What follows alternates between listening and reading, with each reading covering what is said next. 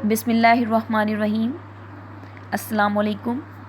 TLSC welcomes you to the online tutorial session. Let's join hands to this new technology and usher into the new progressive era. The Learning School wishes you a very bright and fruitful academic week to all of you. It's grade 6, section ABC, subject Islamiyat, unit number 2, chapter number 3, topic Namaz, Ahmiyat و Fazilat اور فرائض, page number 13 to 18. Let's start with lecture number 19. اس chapter میں سیکھنے کے مقاصد کیا ہیں کہ نماز اولین عبادت ہے، مطلب نماز جتنی بھی عبادات ہیں ان سب میں پہلی عبادت ہے، اور قرآن و حدیث کی روشنی میں نماز کا مفہوم یعنی اس کا مطلب کیا ہے اور اس کی اہمیت کیا ہے، فرض نمازوں میں رکعات کی تعداد کتنی ہے، اور نماز کی فرائض کیا ہیں اور اس کی شرائط کیا ہیں. ٹھیک ہے، میں رپیٹ کر رہی ہوں. چیپٹر نماز، اہمیت و فضیلت اور فرائض. اس چیپٹر میں مشکل الفاظ کے معنی ہیں: تخلیق انسانی، انسان کی پیدائش، غضب، غصہ، امتیاز، فرق، التزام، پورے اہتمام کے ساتھ، خشوع و خضوع، عاجزی اور انکساری. چیپٹر نمبر 3 کا پیج نمبر 13 پہ یہ ہے کہ نماز کی اہمیت و فضیلت کیا ہے کہ انسان کی پیدائش کا مقصد یہ ہے کہ اللہ تعالیٰ کی عبادت کریں. ٹھیک ہے، کیونکہ سورہ ذاریات میں اللہ تعالیٰ نے ارشاد فرمایا کہ میں نے جنوں اور انسانوں کو اپنی عبادت کے لیے پیدا فرمایا، اور نبی کریم صلی اللہ علیہ وسلم نے فرمایا اسلام کی بنیاد 5 چیزوں پر ہے: اللہ کی وحدانیت کا اقرار، مطلب اللہ کے ایک ہونے کا اقرار، نماز، زکوٰۃ، رمضان کے روزے، اور حج بیت اللہ یعنی اللہ تعالیٰ کے گھر کا حج.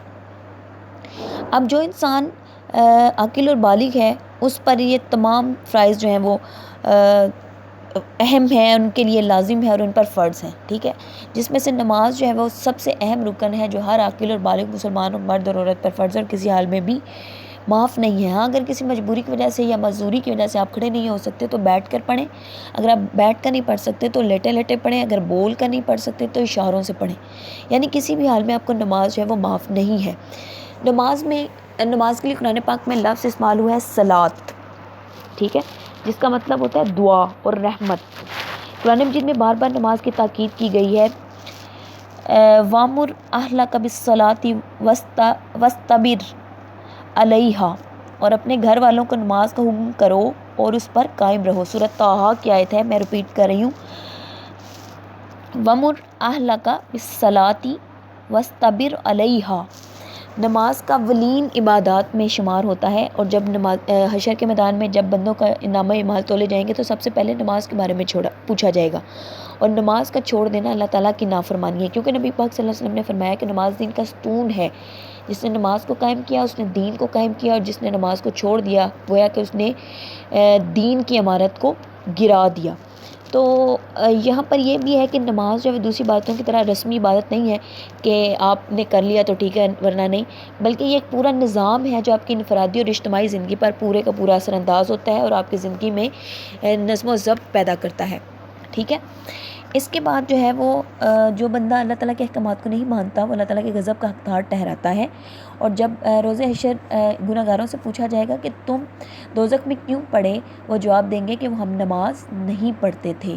تو ایک اور جگہ نماز کی اہمیت کو اجاگر کرتے ہوئے نبی کریم اللہ تعالیٰ نے ارشاد فرمایا کہ مومنوں اسی اللہ کی طرف رجوع کیے رہو اور اس سے ڈرتے رہو اور نماز پڑھتے رہو اور مشرکوں میں نہ ہونا. ٹھیک ہے، مطلب نماز پڑھتے رہو اور اللہ سے ڈرتے رہو اور مشرکوں کے ساتھ نہ ہونا. نماز کو کافر اور مومن کے درمیان امتیاز کرنے والا کہا گیا ہے، مطلب مومن میں اور اگر کافر میں ہم فرق کریں تو وہ نماز ہی ہے، کیونکہ کافر نماز نہیں پڑھتے اور مسلمان نماز پڑھتے ہیں. ٹھیک ہے، اب جب نماز انسان پڑھتا ہے تو وہ اپنے رب کے سامنے اپنی عاجزی اور اپنی انکساری کا اور اپنی جو اللہ تعالیٰ نے اس کو نعمتیں دی ہیں اس کا شکر ادا کر رہا ہوتا ہے. نماز جو ہے وہ مومن کی معراج ہے اور تمام برائی کے کاموں سے ہمیں روکتی ہے. نماز پڑھنے سے گناہ معاف ہو جاتے ہیں اور بندہ اللہ تعالیٰ کی جو ہے وہ محبت و رحمت کا حقدار ٹھہرتا ہے. آپ صلی اللہ علیہ وسلم نے فرمایا کہ نماز پڑھنے سے گناہ اس طرح جھڑتے ہیں جس طرح سے خزاں کے موسم میں درختوں سے پتے. تو آگے آپ خود ہی اس کی اہمیت کا اندازہ لگا لیں کہ اس کی اہمیت کس قدر ہے.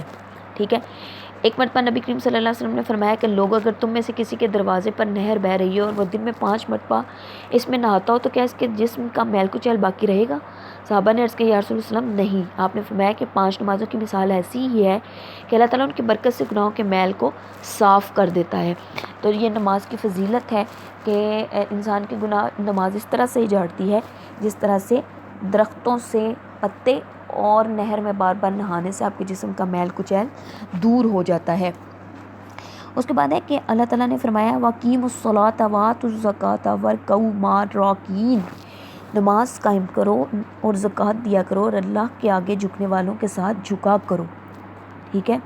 تو نبی کریم صلی اللہ علیہ وسلم نے فرمایا کہ اگر لوگوں کو باجماعت نماز کا جو ثواب معلوم ہو جائے تو وہ خواہ کسی کی بھی حال میں ہو جماعت کے لیے دوڑے آئیں گے۔ اب یہ تو حکم ہے مرد حضرات کے لیے، یہ عورتوں کے لیے نہیں ہے۔ عورتیں بھی اگر چاہیں تو نماز کے مقررہ اوقات میں نماز ادا کرنی چاہیے، لیکن اگر نماز مرد عورتیں جو ہیں وہ جماعت کے ساتھ نہیں بھی پڑھتی تو ان کی بعد میں بھی ہو جاتی ہے، لیکن مرد حضرات کی نماز جو ہے وہ بالکل جماعت کے ساتھ ہوتی ہے۔ نبی کریم صلی اللہ علیہ وسلم نے فرمایا کہ نماز کی پہلی صف ایسے ہے جیسے فرشتوں کی صف، اور تنہا نماز پڑھنے کے مقابلے میں 2 آدمیوں کی جماعت بہتر ہے۔ مطلب جو انسان اکیلا نماز پڑھتا ہے وہ اس کی نماز جو ہے وہ 2 انسانوں کی نماز پڑھنے سے بہتر نہیں ہے، بلکہ جو 2 لوگ مل کر نماز پڑھتے ہیں ان کی جماعت زیادہ بہتر ہے۔ پھر جتنے زیادہ آدمی ہوں گے وہ اللہ کی نظر میں اتنے ہی پسندیدہ اور محبوب ہوں گے، کیونکہ جب باجماعت نماز پڑھی جاتی ہے تو وہ مسلمانوں کے درمیان اخوت اور بھائی چارے کو ظاہر کرتی ہے، ٹھیک ہے۔ اس سے کیا ہوتا ہے کہ آپس میں ہم ایک دوسرے سے شیئرنگ کر رہے ہوتے ہیں، لوگ ایک دوسرے کی مدد کر رہے ہوتے ہیں، نیکیاں پروان چڑھتی ہیں اور برائیوں کا خاتمہ ہو جاتا ہے۔ اب آگے فرض نمازوں کے بارے میں آپ کو بتایا گیا کہ فرض نمازیں وہ ہیں، اور بلکہ فرض اعمال بھی وہ ہیں جن کا ادا کرنا لازمی ہے، اور اگر ان کو بغیر کسی عذر کے یعنی بغیر کسی بہانے یا ہیلے کے چھوڑا جائے تو اللہ تعالیٰ ناراض ہو جاتے ہیں، اور اللہ تعالیٰ بندہ جو ہے اس اللہ تعالیٰ کے عذاب کا مستحق ہو جاتا ہے، ٹھیک ہے۔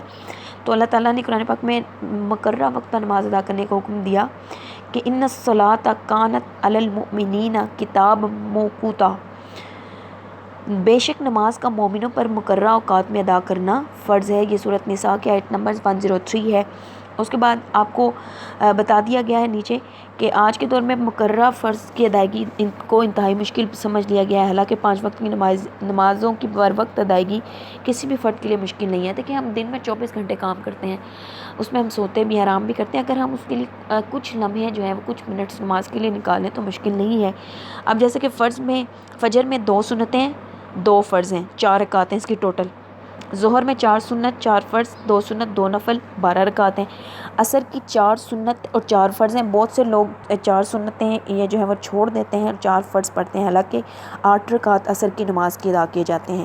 مغرب 3 فرض 2 سنت 2 نفل، یہ 7 رکعت بنتی ہیں۔ عشاء کی 4 سنت 4 فرض 2 سنت 2 نفل 3 وتر واجب، ٹھیک ہے، جو پڑھنے ہی ہوتے ہیں ہر صورت میں، اور 2 نفل 17 رکعت نماز نفل جو ہے وہ عشاء کی ہے، ٹھیک ہے۔ یہ آپ کو فرض نمازوں کے بارے میں بتایا گیا ہے۔ آگے قضا نماز ہے کہ وقت پر نماز ادا کرنا۔ نبی کریم صلی اللہ علیہ وسلم نے اس طرح فرمایا کہ جو شخص کوئی نماز بھول جائے تو یاد آتے ہی اسے پڑھ لے، بس یہی اس کا کفارہ ہے۔ مطلب اگر آپ سے کوئی پوچھے کہ ہم سے جو نماز چھوٹ جاتی ہے اس کا کفارہ کیا، جیسے ہی آپ کو یاد آتی ہے آپ فوراً سے اس نماز کی ادائیگی کر لیں، ٹھیک ہے۔ غزوہ خندق میں ایک روز حضرت عمر کافروں سے لڑائی میں مصروف تھے کہ عصر کی نماز کا وقت نکل گیا، جس میں وہ کافروں کو برا برا کہنے لگے کہ سورج ڈوبنے کو تھا اور میں عصر کی نماز نہیں پڑھ سکا۔ نبی کریم صلی اللہ علیہ وسلم نے یہ بات سنی تو آپ نے فرمایا میں نے تو خدا کی قسم ابھی تک عصر کی نماز نہیں پڑھی۔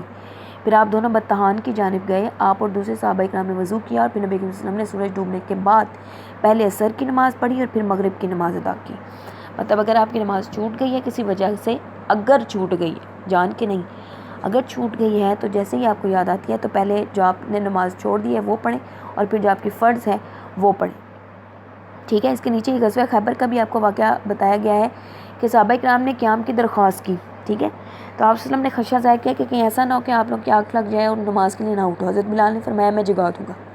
اس بات پر سب اطمینان سے سو گئے۔ حضرت بلال نماز پڑھتے رہے، لیکن رات کے آخری حصے میں اپنی اونٹنی سے پیٹ لگا کر بیٹھے اور سو گئے، مطلب ان کی آنکھ لگ گئی۔ جب ان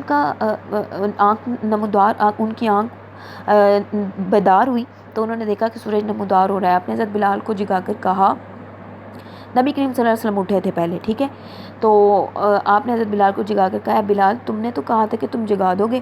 حضرت بلال نے کہا مجھے ایسی نیند کبھی نہیں آئی، ٹھیک ہے۔ آپ نے فرمایا اللہ تعالیٰ نے جب چاہا تمہاری جانیں قبض کر لی اور جب چاہا پھر تم کو دے دی، اے بلال اٹھو اور نماز کے لیے اذان دو۔ حضرت بلال نے اذان دی اور نبی کریم صلی اللہ علیہ وسلم نے قضا شدہ نماز اس وقت ادا کی جب سورج بلند ہو چکا تھا۔ مطلب اس کے لیے کوئی ہارڈ اینڈ فاسٹ رول نہیں ہے کہ آپ نے اسی وقت ادا کرنی ہے، مطلب جب آپ کو نہیں یاد رہی جیسے ہی آپ کو یاد آتی ہے آپ فوراً سے قضا نماز ادا کر سکتے ہیں۔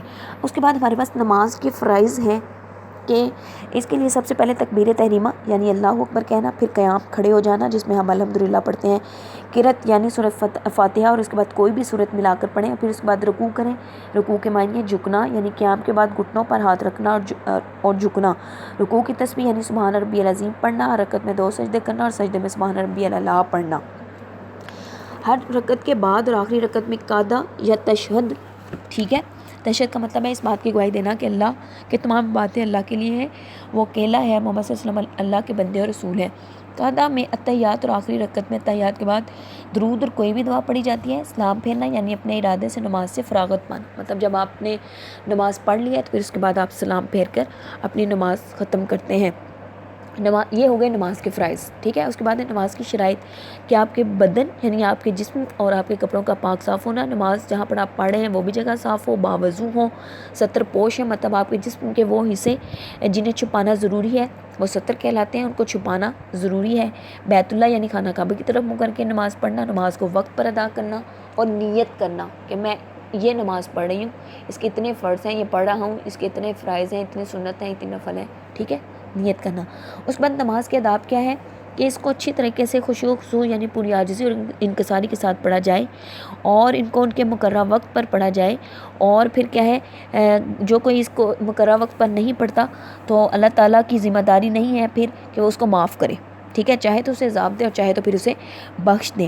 نماز کو آرام اور سکون کے ساتھ ادا کرنا چاہیے اور خاص طور پر عصر کی نماز کا خصوصی اہتمام کرنا چاہیے، کیونکہ آپ سب کو پتہ ہے کہ عصر کے وقت ہی قیامت آئے گی، تو اس لیے اللہ تعالیٰ نے ارشاد فرمایا ہے سب نمازیں خصوصاً بیچ کی نماز یعنی عصر کی نماز پورے التزام یعنی پورے اہتمام کے ساتھ ادا کرو اور اللہ کے آگے ادب سے جھکے رہو۔